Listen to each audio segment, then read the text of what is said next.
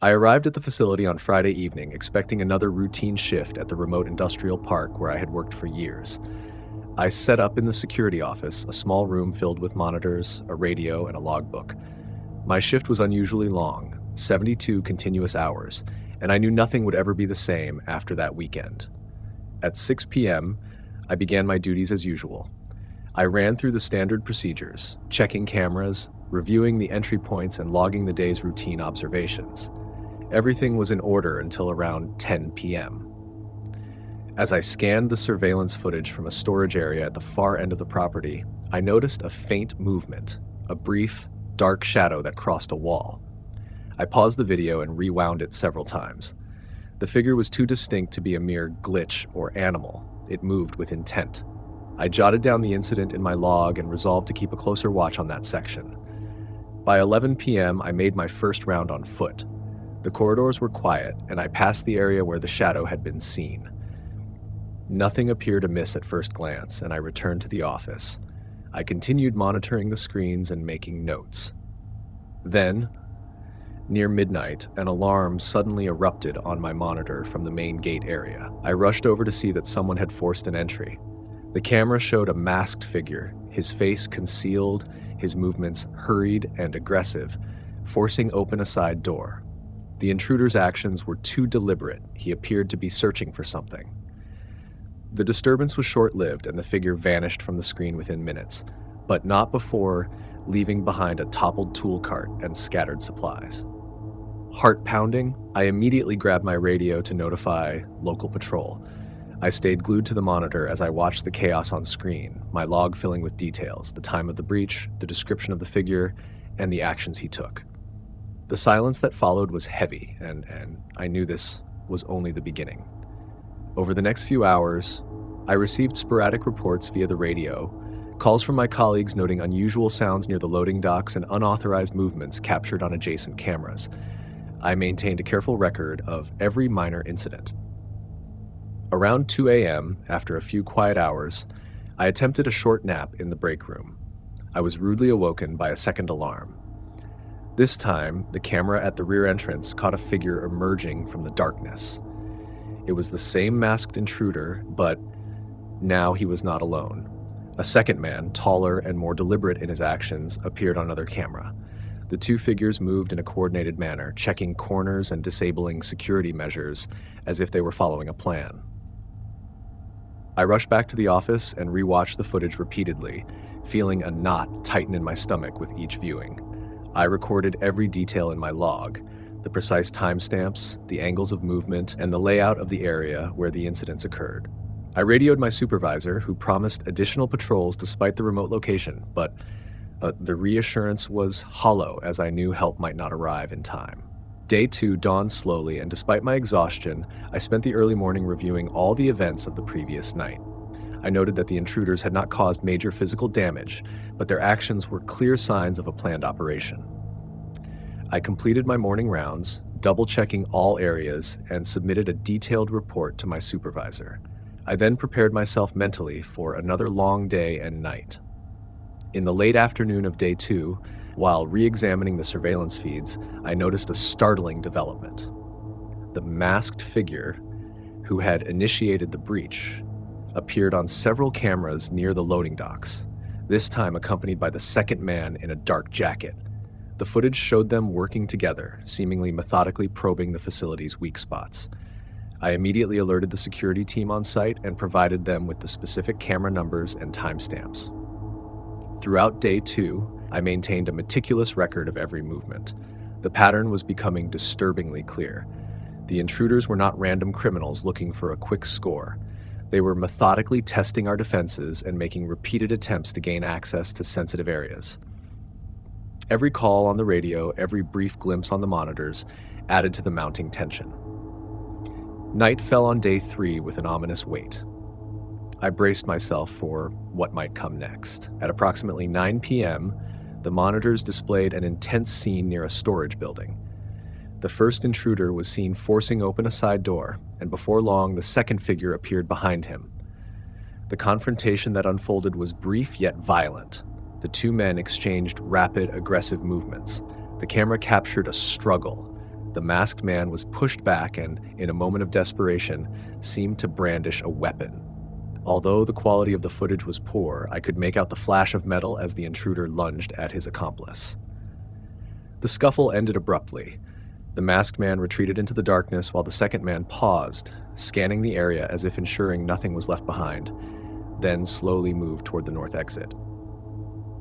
I immediately notified the police again, transmitting the latest footage and my log entries.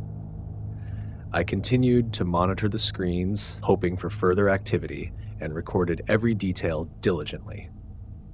My final log entry, made at 11 p.m. on day 3, noted that the second man was seen leaving the area through the north exit. Minutes later, I witnessed flashing police lights flood the parking lot outside. The authorities had arrived. They combed the facility, collected all available evidence, and I handed over my logs and footage. I stayed at the scene until my shift ended, and the incoming guard took over. In the following days, I learned that the police had identified the intruders. The masked man was connected to a group of local criminals known for petty theft, while the second man had a record of more serious offenses. My detailed records proved crucial in the investigation, and I received formal commendation from my supervisor. That long 72-hour stretch was an experience I never expected to endure. The sequence of events, from the initial sighting of a mysterious shadow to a violent confrontation that played out on my monitors, left me with a deep sense of caution and respect for the unpredictability of human intent. I have worked many shifts since then, but the memories of those relentless hours, the sounds of the alarms, and the images of the intruders remain etched in my mind. It was a time when I learned that danger could come swiftly, leaving no room for complacency, and that vigilance is the only thing that can keep you safe in the face of calculated violent intent.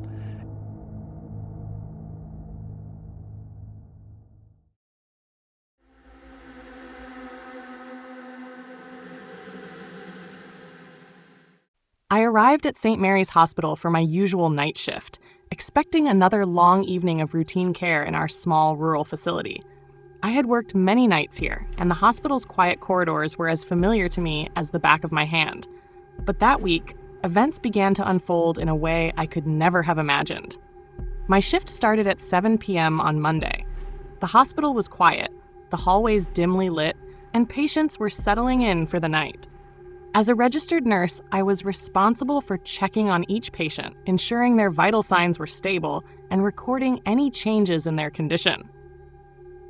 During my rounds, I noticed that Mr. Harris, an elderly patient admitted for a mild stroke, appeared unusually agitated. He wandered from his room into the corridor for several minutes before being returned by a colleague. The doctor attributed it to confusion and the effects of his medication. I made a note of it, though something about the incident nagged at me. Later that night, while preparing the medication cart in the supply room, I overheard a hushed conversation between two colleagues in the adjacent break area. They mentioned something about covering up a mistake and not letting anyone notice, but I couldn't catch all the details. I dismissed it at the time as idle chatter, but it left me with a sense of unease. When my shift ended at 7 a.m. on Tuesday, I headed home with a tired mind and a nagging feeling that something was wrong. I tried to shake off the strange occurrences of the previous night, but as the day unfolded, I received troubling reports. A nurse from the day shift told me that Mr. Harris was nowhere to be found during the early hours. His room was locked, and when staff checked again, he had vanished without a trace. The hospital administration was in a state of confusion. Although there was no immediate explanation, whispers began to circulate that something unusual had occurred on the night shift. That afternoon, I returned to work for my second night shift. The atmosphere in the hospital was different now, tense, with a sense of urgency that wasn't there before. I was assigned to monitor the post-operative ward, where patients were recovering from surgeries. At around 10 p.m., I received a frantic call from one of the nurses on duty in the intensive care unit. She reported that another patient, a middle-aged woman admitted for routine observation after a minor procedure, had disappeared from her room. I rushed to her station and saw that the door was ajar, with no sign of forced entry, yet the bed was empty. Panic began to spread among the staff as we realized that 2 patients had now gone missing over the course of 2 consecutive night shifts. I started to document every unusual occurrence in my personal log. I noted the times, the rooms, and the descriptions of the incidents. I also spoke discreetly with a few trusted colleagues who confided that they had seen odd things too. Faint footprints in the sterile hallways, a door left open that should have been locked, and hushed conversations overheard between shifts. One nurse mentioned that she had caught a glimpse of someone in a white coat moving suspiciously near the supply room, although no one could confirm if it was an actual staff member. By midnight on Tuesday, the hospital's security cameras had captured a blurry image in the corridor outside the ICU. The image showed a figure, perhaps a man in a lab coat, walking slowly down the hall. I reviewed the footage and noted the time and the location. It was unsettling, and I wondered if this person was connected to the disappearances. I forwarded my observations to the hospital administrator, who promised to look into it, but no immediate action was taken. Throughout Wednesday's day shift, the mood was somber. Rumors of a cover-up were whispered in the nurses' station. I felt compelled to be extra vigilant during my upcoming night shift, knowing that the pattern of strange events was growing more alarming. When my shift began at 7 p.m. on Wednesday, I made it a point to check every room twice and to observe the staff and visitors with heightened scrutiny. Around 11:30 p.m., I was making my rounds in the oncology ward when I heard a muffled cry coming from one of the storage closets. I hesitated for a moment before opening the door, expecting to find a frightened patient. Instead, I found the closet empty, with only a single set of muddy footprints leading away from it. I followed the footprints down the hall, which ended abruptly at the door of a seldom-used staff office. I knocked, but there was no answer. My heart pounded as I realized that something was seriously wrong. That same night, as I checked the cameras in the security office, I saw a series of disturbing events unfold. Between 12 a.m. and 1 a.m., the footage showed a figure in a lab coat moving stealthily through the hallways, stopping in rooms that were supposed to be locked. In one sequence, the figure appeared to approach a patient's room and linger for several minutes before leaving. I rewound the footage multiple times, trying to get a clear look at the person's face, but the image remained blurred. I noted the details and alerted the on-call supervisor, who promised to investigate further. However, as the night wore on, nothing else occurred, at least not in a way that I could immediately connect to the earlier incidents. The following morning, by the end of the day shift on Thursday, the hospital was in crisis mode.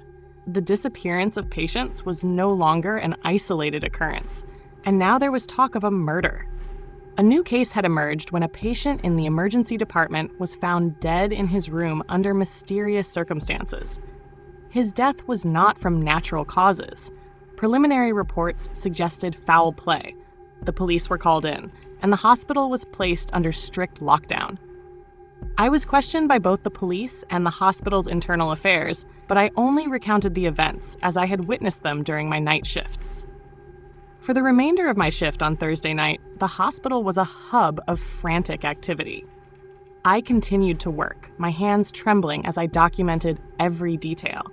I spoke with colleagues who confirmed that they, too, had observed unexplained movements and had heard whispered conversations among the night staff. There was even a report of a janitor who had seen a figure in a lab coat disappearing into a storage room that was normally locked. The evidence was mounting, and it was becoming increasingly clear that someone within the hospital was responsible for these heinous acts. By Friday morning, the investigation had reached a critical point. The police had gathered all available footage and had started interviewing staff members in detail. I was asked to provide my log and the specific times I had noticed unusual activity. I handed over every detail I had recorded: the blurred footage from Tuesday night, the footprints near the storage closet on Wednesday, and the consistent reports of strange behavior from multiple colleagues. In the weeks that followed, the investigation unraveled a shocking truth.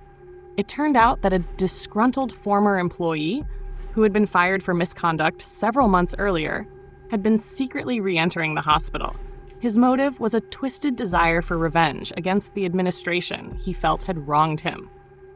Over several nights, he had targeted vulnerable patients, taking them from their rooms, and in one case committing murder when a patient resisted.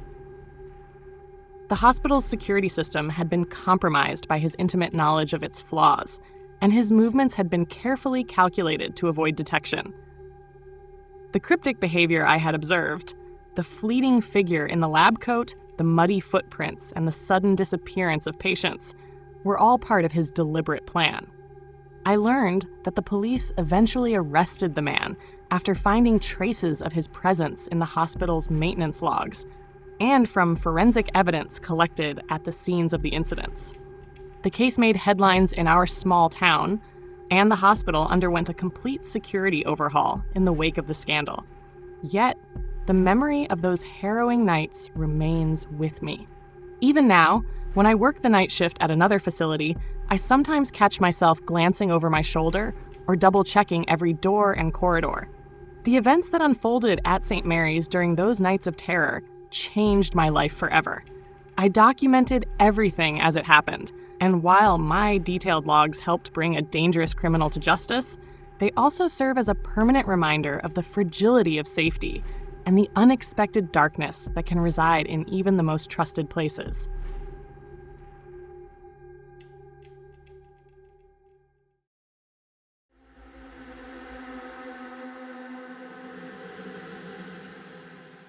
Overnight warehouse heist. I started my night shift at the distribution warehouse like any other night, clocking in at 8 p.m. I'd worked here for nearly 2 years, and I knew every routine check, every door, and every camera angle by heart. However, over the past few weeks, I had begun to notice small irregularities that didn't fit with the normal flow of work. On the first night of that week, as I made my usual rounds along the storage aisles, I observed that a few high-value items were missing from their usual spots. At first, I assumed it was a miscount, but the inventory records did not match what I saw. I double-checked the security logs and noticed that one of the cameras had briefly gone offline for a few seconds at around 11:15 p.m. I noted it in my log, thinking it was an isolated technical glitch. Over the next 2 nights, the discrepancies grew more obvious. During my 10 p.m. round on the second night, I saw a shadow moving quickly near the rear loading dock. The area is usually quiet by that time. I switched my attention to the security monitor and rewound the footage.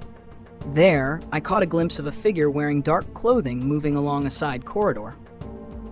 I recorded the timestamp and made a detailed note. Nothing else seemed out of place that night, so I ended my shift with a lingering sense of unease. By the third night, the pattern became undeniable. At approximately 12:30 a.m., while I was checking the entrance to the main storage area, I noticed that several pallets were not where they were supposed to be. I immediately consulted the electronic inventory system and found that several items, including some expensive electronics and branded merchandise, were marked as in stock, yet they were nowhere to be found in the physical layout. My heart started racing when I checked the camera feeds and found that one of the surveillance cameras had been tampered with. It was now showing a static image. I made a detailed report and called my supervisor, but all I received was a promise to look into it later. I knew then that something more was going on. On the fourth night, I arrived for my shift with a heightened sense of alertness. I decided to bring my personal smartphone along, just in case I needed to record anything in real time. At 9 p.m., during my usual rounds, I noticed a faint glow coming from one of the back rooms that was normally dark and unused. Curious and cautious, I approached the room. The door was slightly ajar, and I pushed it open carefully. Inside, I saw crates stacked haphazardly and several boxes that looked out of place. I took a few photos with my phone, documenting the odd arrangement, and then closed the door, making sure not to disturb anything. Later that night, at around 1 a.m., I was patrolling near the rear exit when I heard hushed voices. I slowed down and saw 2 figures near a side door that normally remained locked. I could barely make out their conversation, but they spoke in short, clipped sentences that suggested they were coordinating something. I hid behind a stack of boxes and used my phone to record a brief video clip, careful not to be noticed. The figures eventually moved away, and I returned to the office with more questions than answers. The final night of that week, which I now knew would be the night of the heist, began like any other. I started my shift at 8 p.m., but my eyes were constantly scanning every corner of the warehouse. At around 10 p.m., while reviewing the security feeds, I noticed that the camera covering the main loading dock had been switched off manually. My instincts told me that tonight was different. I decided to conduct extra rounds through the warehouse, keeping my phone ready for recording. At approximately 11:45 p.m., I heard the unmistakable sound of a door unlocking, a sound that was not part of our normal routine. I quickly moved toward the loading dock area. There, I saw several individuals dressed in dark clothing and wearing gloves, moving with purpose. They carried tools that looked like they could disable alarms and open locked doors. I pressed myself against a stack of crates, watching silently. I recorded as much as I could on my phone, ensuring I captured their movements and any distinctive features. One of the intruders paused near a control panel and started fiddling with the wiring. I could see that he was deliberately cutting power to one of the security cameras. Then I watched as two others began loading high-value items onto a waiting truck. The operation was methodical, as if they had planned it for weeks. My heart pounded as I realized that this was the heist they had been planning. Every detail, the timing, the precise disabling of the security system, and the smooth coordination indicated that these were professionals.